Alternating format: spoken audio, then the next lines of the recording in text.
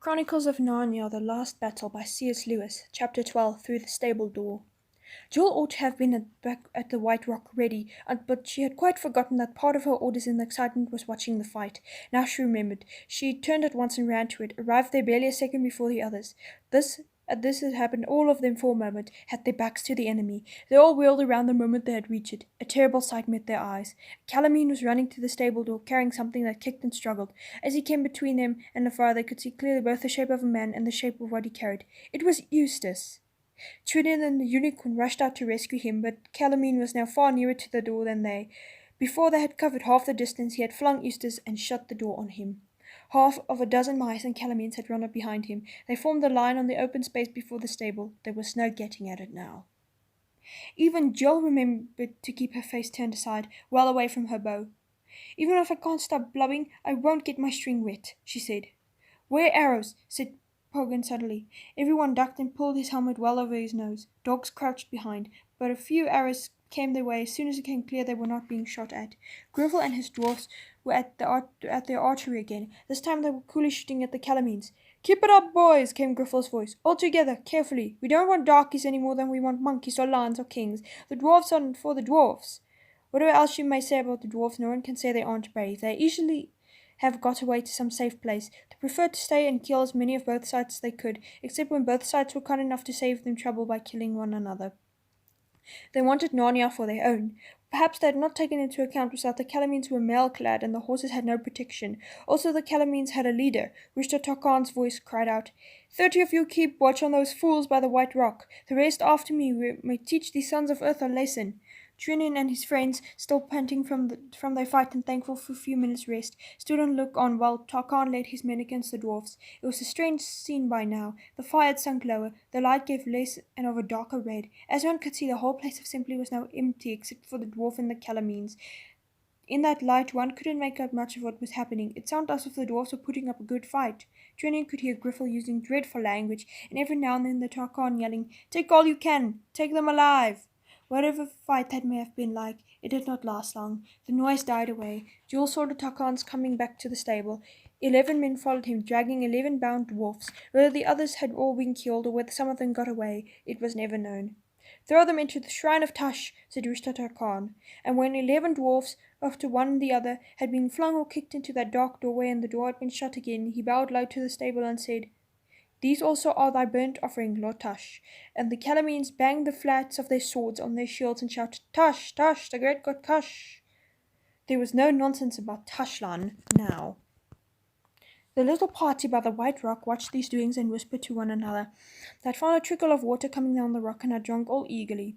Jill and Poggin were king in their hands, while the four-footed ones lapped from the little pool which had made at the foot of the stone. Such was their thirst that whatever they had in their lives, while they were drinking, they were perfectly happy and could not think of anything else. "I feel in my bones," said Poggin, "that we shall all, one by one, pass through that dark door before morning. I can think of 100 deaths I would rather have died." "It is indeed a grim door," said Trinian. "It's more like a mouth." "And can't we do anything to stop it?" said Jill in a shaken voice. "Nay, fair friend," said Jill, nosing her gently. It may be for us the door to Aslan's country, and we shall sup at his table tonight." Rishta Tarkan turned his back on the stable and walked slowly to a place in front of the White Rock. "Hearken," he said, "if the boy and the dogs and the unicorn will come to me and put themselves in my mercy, the life shall be spared. The boy shall go to a cage in the Tisrock's garden, the dogs in the Tisrock's kennels, and the unicorn, when I have sawn his horn off, shall draw cart. But the eagle, the children, and you as the king shall be offered to Tush this night." Only the answer was growls. "Get on, warriors," said the Tarkan. "Kill the beasts, but take the two-legged ones alive." And then the last battle of the last king of Narnia began. What made it hopeless, even apart from the numbers of the enemy, was the spears. Calamines, who had been with the ape almost from the beginning, had no spears. That was because they'd come into Narnia by ones and twos, pretending to be peaceful merchants, and of course they had carried spears, not a thing you can hide. The new ones have come in later, after they was already strong and they could march openly. The spears made all the difference. With a long spear you can kill a boar before you're in reach of his tusks, and a unicorn before you're in reach of its horn, if you are very quick and keep your head. Now these are leveled spears. Were closing in on Trinian and his last friends. The next minute they were all fighting for their lives. In a way it wasn't quite as bad as you might think. When you are using every muscle to the full, ducking under a spear point here, leaping over it there, lunging forward, drawing back, wheeling round. You haven't much time to feel either frightened or sad. Trina knew he could do nothing for the others now. They were all doomed together. He vaguely saw the bow go down on one side of him, Jewel fighting furiously on the other. Out of the corner of one eye he just saw a big calamine pulling Jill away somewhere by her hair. But he had hardly thought about any of these things. His only thought was to sell his life dearly as he could. The worst of it was that he couldn't keep up to the position in which he started under the White Rock. A man who is fighting a dozen enemies at once must make his chances wherever he can, must dart wherever he sees an enemy's breast or neck unguarded. In a few strokes, this may get you quite a distance from the spot where you began. Trinian stood and found that he was fighting further and further to the right, nearer to the stable. He had a vague idea in his mind that there was some good reason for keeping away from it, but he couldn't remember what that reason was. And anyway, he couldn't help it. All at once everything came clear. He found he was fighting the Tarkan himself. The bonfire that was left of it was straight in front. He was in fact fighting in the very doorway of the stable, for it had been open and two calamines were holding the door, ready to slam it shut the moment he was inside. He remembered everything now and realized that the enemy had been edging in closer to the stable on purpose ever since the fight began. And while he was thinking this, he was still fighting the Tarkan as hard as he could. A new idea came into the Tarkan's head. A new idea came into Trinian's head. He dropped the sword, darted forward, in under the sweep of the Tarkan scimitar, seized his enemy by the belt in both hands, and jumped back into the stable, shouting, "Come in on me, Tush yourself!" There was a deafening noise. As the ape had been flung in, the earth shook and there was a blinding light. The calamine soldiers outside screamed, "Tush, Tush!" and banged the door. If Tush had wanted their own captain, Tush must have them. Tush must have him. They, at any rate, did not want to meet Tush. For a moment or two, Trinian did not know where he was or even who he was. He steadied himself, blinked, and looked around. It was not dark inside the stable as he had expected. He was in strong light. That was why he was blinking. He turned to look at Rishta Darkan, but Rishta was not looking at him. Rishta gave a great wail and pointed. Then he put his hand before his face and fell flat, face downwards on the ground. Trinian looked in the direction where the Tarkan had pointed, and then he understood. A terrible figure was coming towards them. It was far smaller than the shape they had seen from the tower, though still much bigger than a man, and it was the same. It had a vulture's head and 4 arms. Its beak was open and its eyes blazed. A croaking voice came from its beak. "Thou hast called me into Narnia, Rishta Tarkan. Here I am. What hast thou say?" But the Tarkan neither lifted his face from the ground nor said a word. He was shaking like a man with a bad hiccup. He was brave enough in battle, but half his courage had left him earlier the night, and he first began to suspect that there might be a real Tush. The rest of it had him now. With a sudden jerk, like a hen stooping to pick up a worm, Tush pounced on the miserable Rashta and tucked him under the upper of his 2 right arms. Then Tush turned his head sideways to fix Trinian with one of his terrible eyes, for of course, having a bird's head, he couldn't look at you straight. But immediately from behind Tush, strong and calm as a summer sea, a voice said, "Begone, monster, and take your lawful prey to your own place, in the name of Aslan, and Aslan's great father, the emperor over the sea." The hideous creature vanished, and the Tarkan still under its arm. And Trinian turned to see who had spoken.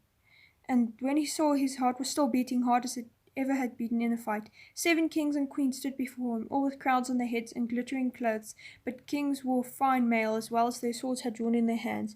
Trinian bowed courteously and was about to speak when the youngest of the queens laughed. He stared hard at her face and gasped with amazement, for he knew her. It was Jill.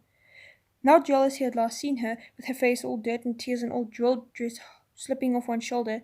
Now she looked cool and fresh as she had just come from bathing. And at first he thought she looked older, but then didn't, because he'd never make up his mind on that point. And then he saw the youngest of the kings was Eustace, but he was also changed as Jill was changed. Trinian suddenly felt awkward about coming among these people with the blood and dust and sweat of a battle still on him. The next moment he realized he was not in that state at all. He was fresh and cool and clean, and dressed in such clothes as he would have worn for a great feast at Chair Paravel. But in Narnia, good clothes were never uncomfortable ones. They knew how to make things that felt beautiful as well as looking beautiful in Narnia, and there was no such thing as starch or flannel or elastic to be found from one end of the country to another. "Sire," said Jill, coming forward and making a beautiful courtesy, "let me make your own peat to the High King over all kings in Narnia." Trinian had no need to ask which was the High King, for he remembered his face. Here he was far nobler from his dream. He stepped forward, sank on one knee, and kissed Peter's hand. "High King," he said, "you are welcome to me." And the High King raised him and kissed him on both cheeks as a High King should. Then he led him to the eldest of the queens, but even she was not old, and there were no grey hairs on her head and no wrinkles on her cheek, and said, "Sir, This is that Lady Polly who came into Narnia on the first day, when Aslan made the trees grow and the beasts walk. He brought him next to a man whose golden beard flowed over his breast and whose face was full of wisdom. And this, he said, is the Lord Diggory who was with her on that day, and this is my brother King Edmund, and my sister the Queen Lucy. Sir, said Trelawney when he had greeted all of these, if I have read the chronicle right, there should be another. Has your Majesty not two sisters? Where's Queen Susan? My sister Susan, answered Peter shortly and gravely, is no longer a friend of Narnia. Yes, said Eustace, and whenever you've tried to get her to come talk about Narnia or do anything about Narnia, she says, what wonderful memories you have. Fancy you'll still think about all those funny games we used to play when we were children. Oh, Susan, said Joel. She's interested in nothing nowadays except nylons and lipstick and invitations. She always was a jolly sight too keen on being grown up. Grown up indeed, said Lady Polly. I wish she would grow up. She wasted all her schooling time wanting to be the age she is now, and she'll waste all the rest of her life trying to stay that age. Her whole idea is to race into the silliest time of one's life as quick as she can and stop there as long as she can. Well, don't let's talk about that now, said Peter. Look here, lovely fruit trees. Let us taste them. And then for the first time Trina looked about him and realized how very queer this adventure was.